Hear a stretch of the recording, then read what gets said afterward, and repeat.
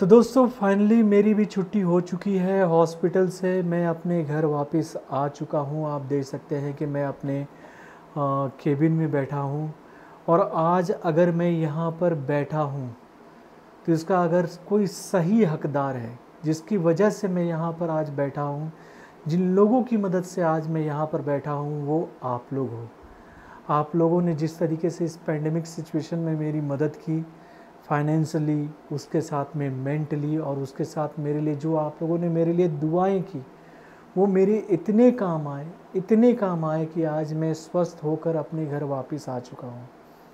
दोस्तों डॉक्टरों ने मुझे कहा है कि मैं अब अपने घर पे रह सकता हूँ और मुझे होम क्वारंटीन रहना पड़ेगा कुछ दिनों तक अपने घर के बीच में ही, और अपनी सेहत पर भी ध्यान देना पड़ेगा।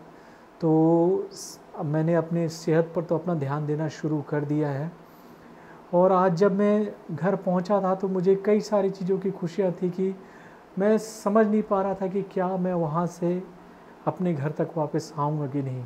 लेकिन आप लोगों के अथक प्रयास, आप लोगों के सहयोग और आपके विश्वास की वजह से आज मैं वापस आ चुका हूँ अपने परिवार के बीच में, और मेरे स्वास्थ्य में भी अब बहुत हद तक सुधार होने लगा है।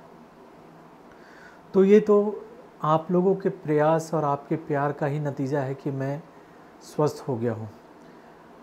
तो आज पता ही है आप लोगों को कि सलमान खान की आने वाली मच अवेटेड फिल्म यानी कि राधे योर मोस्ट वांटेड भाई का लाइव स्ट्रीमिंग हो चुका है। OTT प्लेटफॉर्म यानी कि जी के जितने भी प्लेटफॉर्म हैं वहाँ पर हो चुका है। इंडिया में इस फिल्म को लेकर ये बात तो मैंने आप लोगों को 2-3 दिन पहले ही बता दी थी कि ये फिल्म शायद इंडिया में रिलीज़ ना हो पाए सिनेमाघर में, और अगर रिलीज़ भी कहीं पर हो रही है तो ऑडियंस शायद ही सिनेमाघर इस फिल्म को देखने के लिए जाए। लेकिन ओवरसीज़ को लेकर ये बात तो सामने आई थी कि USA, UK, उसके साथ UAE, ऑस्ट्रेलिया, न्यूजीलैंड, इन जगहों पर इस फिल्म को रिलीज़ किया गया है सिनेमाघर में, और वहाँ पर लोगों का मिला जुला रिस्पांस भी मिल रहा है इस फिल्म को। लेकिन अब चलिए हम लोग बात करते हैं राधे योर मोस्ट वांटेड भाई की। तो दोस्तों सबसे पहले मैं इस फिल्म को लेकर आप लोगों के बीच में पॉजिटिव बातें ही रखूँगा, क्योंकि कई लोग ऐसे होंगे आज जो कि इस फिल्म को लेकर नेगेटिविटी केवल नेगेटिविटी फैलाने की ही सोच रहे होंगे। दोस्तों मेरा मानना है कि देखिए, अगर समय और सिचुएशन अगर नॉर्मल होता है और यही फिल्म अगर नॉर्मल डेज़ में अगर रिलीज़ होती तो शायद मैं भी इस फिल्म की कई सारी कमियां, कई सारी खामियां आप लोगों के सामने रखता। लेकिन जिस सिचुएशन में इस फिल्म को पूरा किया गया है उसके लिए मैं सलमान खान और राधे योर मोस्ट वांटेड भाई की पूरी टीम को सैल्यूट करना चाहूँगा कि उन लोगों ने जिस पैंडेमिक सिचुएशन में इस फिल्म को हम लोगों के सामने रखा है वो काबिले तारीफ़ है मेरे दोस्त। क्योंकि इस वक्त पूरे फ़िज़ा में जो नेगेटिव खबरें फैली हैं ना, उस बीच में लोगों की चाहत है कि कुछ अच्छी खबरें, कुछ पॉजिटिव खबरें लोगों तक पहुँचे, लोगों के बीच में एंटरटेनमेंट का कुछ ऐसा माध्यम पहुँचे जिससे लोग बाकी दुनिया के स्ट्रेस से हटकर थोड़ा सा खुद का एंटरटेनमेंट कर सके। और आज राधे योर मोस्ट वांटेड भाई से बेहतरीन एंटरटेनमेंट का कोई दूसरा साधन है ही नहीं आज के डेट के लिए, मैं ये बात कह रहा हूँ।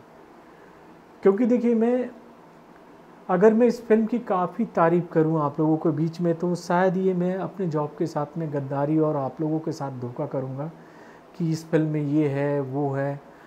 क्योंकि देखिए, राधे और मोस्ट वांटेड भाई की जब शुरुआत हुई थी उस पर थोड़ा सा बात करना बहुत ज़रूरी है।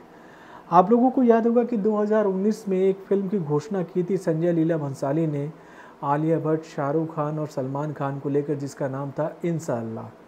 और उस फिल्म को 2020 में ईद के मौके पर सिनेमाघर पर रिलीज़ होना था।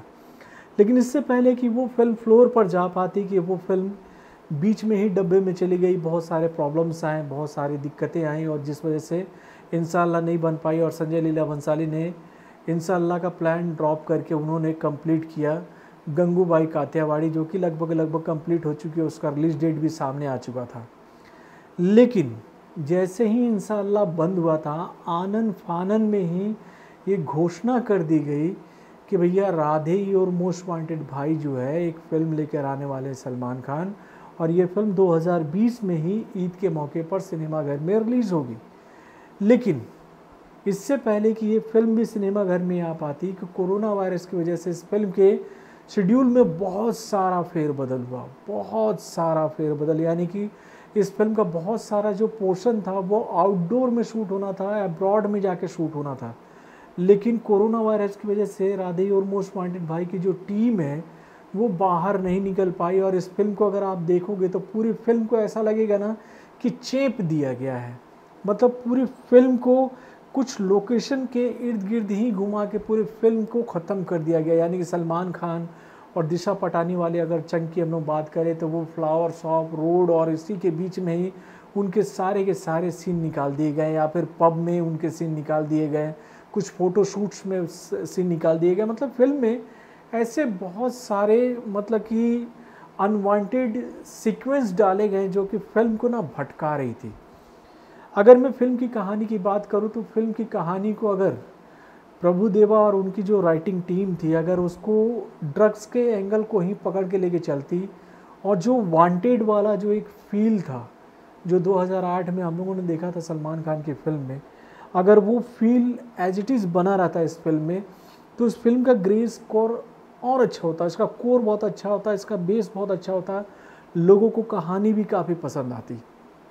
लेकिन इस फिल्म में रायता बहुत जगह फैलाया गया। जैसे कि अगर आप देखो तो अगर मैं फिल्म की कहानी की बात करूं तो अगर आप देखो कि इसमें दिशा पटानी का वाला पोर्शन हो गया, जैकी श्रॉफ वाला जो पोर्शन हो गया, उसके बाद अंडरवर्ल्ड के कुछ डॉन्स की जो कहानी थी जिसमें कि हम देख रहे हैं कि राणा उनके इलाके में घुस रहा है, उनके धंधे में घुस रहा है, उनके धंधे को वो पूरी तरीके से कैप्चर करने की कोशिश कर रहा है।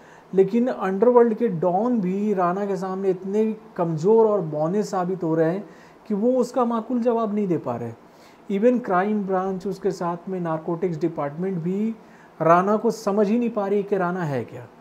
तो यहाँ पर अगर हम राणा के कैरेक्टर की अगर बात करें तो राणा की कैरेक्टर वाकई में ही समझ में नहीं आ रहा था कि राणा अचानक पैदा कहाँ से होता है, अचानक वो मुंबई कैसे पहुँचता है, अब मुंबई आते ही वो मुंबई के सारे डॉन्स पर हावी कैसे हो जाता है।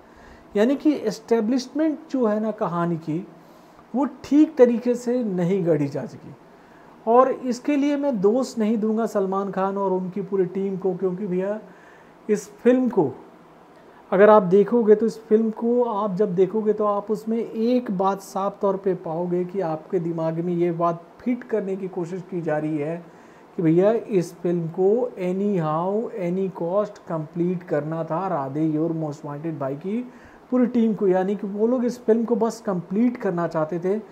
फिल्म में क्या हो रहा है नहीं हो रहा उनको भी देखिए।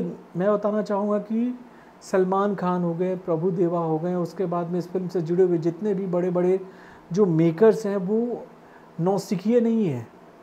वो लोग इस इंडस्ट्री में काफ़ी दिनों से काम कर रहे हैं। जब ये फिल्म पूरी बन के बनी होगी और उसके बाद में जब उन लोगों ने इसका पहला प्रीव्यू देखा होगा तो उनको भी ये बात अच्छी तरीके से पता होगी कि इस फिल्म के लूप फॉल्स क्या हैं, इस फिल्म में कमजोरियाँ कहाँ हैं। अगर मैं बताऊँगा तो ये तो अतिशयोक्ति हो जाएगी सलमान खान के लिए जो कि लंबे समय से इंडस्ट्री में काम कर रहे हैं। प्रभुदेवा के लिए ये अतिशयोक्ति हो जाएगी कि जो लंबे समय से बॉलीवुड इंडस्ट्री के लिए और साउथ इंडस्ट्री के लिए काम कर रहे हैं और उन्होंने एक से बढ़कर एक फिल्में दी हैं सिनेमाघर में। तो ऐसा नहीं है कि उन लोगों को फिल्म की कमी के बारे में, कमज़ोरी के बारे में नहीं मालूम है।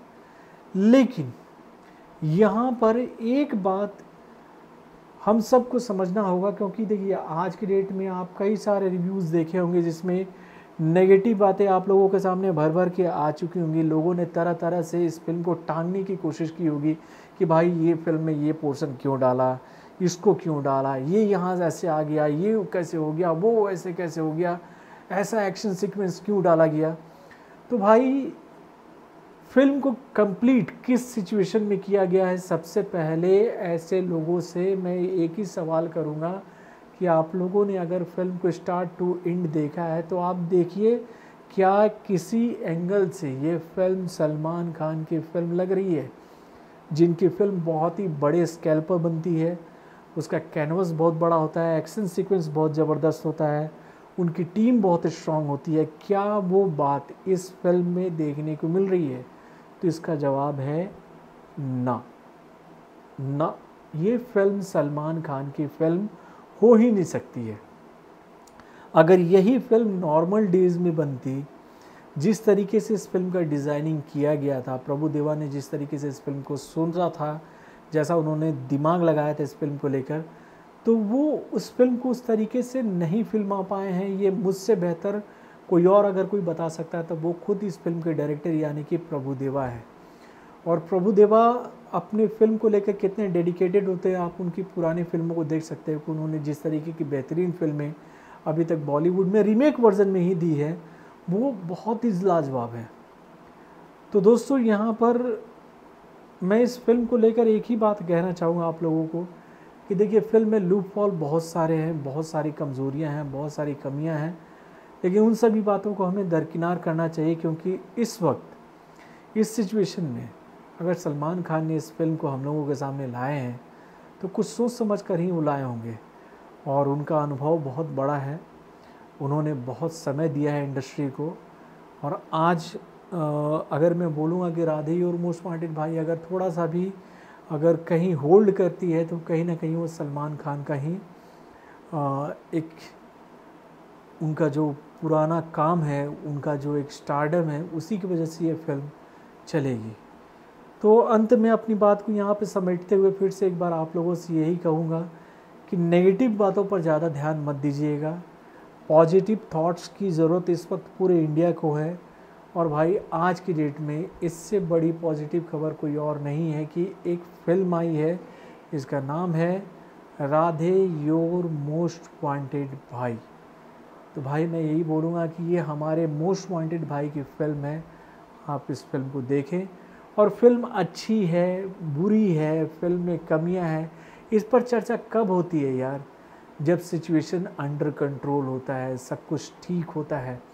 तो अभी सिचुएशन तो ऐसा है नहीं, और ना ही राधे और मोस्ट वांटेड भाई के सामने कोई बहुत बड़ी फिल्म थी जिसका कंपैरिजन हम लोग कर सके कि भाई इससे बेहतरीन फिल्म तो ये थी। तो भैया अभी मैदान में अकेले सलमान खान हैं, और इससे ज़्यादा मैं क्या कहूँ। और अंत में फिर से एक बार आप लोगों से फिर से एक बार आप लोगों का बहुत बहुत शुक्रिया अदा करना चाहूँगा। आप लोगों ने जिस तरीके से मेरी मदद की है, आप लोगों के अथक प्रयास, आप लोगों की दुआओं की ही वजह से आज मैं वापस आ चुका हूँ आप लोगों के बीच में। तो दोस्तों, नेगेटिव खबरों को दरकिनार करते हुए आप लोग इस फिल्म को ज़रूर देखिएगा।